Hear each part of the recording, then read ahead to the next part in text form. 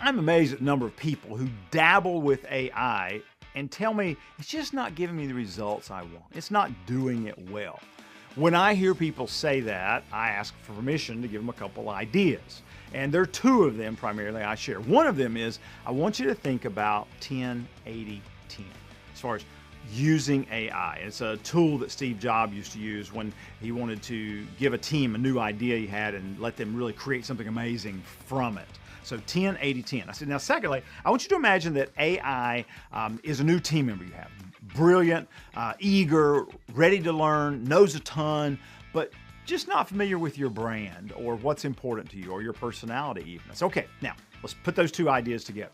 Let's imagine that that new team member works for you at your bakery. I love to eat, so let's talk about bakeries.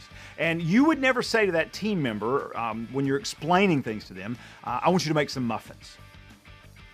They wouldn't know what to do. Or they might go create something and say, that's not what I wanted. That's what happens when you don't take 10% of your time to explain to AI what you want. Just like in that bakery, you would say, this is the kind of muffin I want. This is what I want them to look like. This is the flavor profile it needs to have. But use 10% of your effort to point your AI in the right direction. Then step 2 becomes easy. Turn it loose. Like that person in your bakery, if you've told them exactly what you're looking for, they have a much better chance of creating the type of muffin that you want. Same's true with AI. Give it good directions, and I think you'll be amazed at the results that you can get. Third step is to review. Go back to the bakery example for a moment.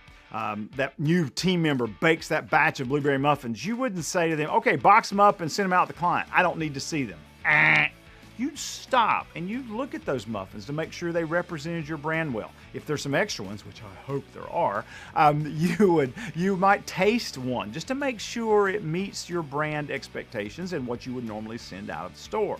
Same's true with AI. Once it's created the result, you don't just copy paste or say, well, that wasn't what I wanted. You review it to tweak it and look at it to make sure that it represents you well so that when you send it out, people say, yeah, that sounds just like Jones or John or whoever you are.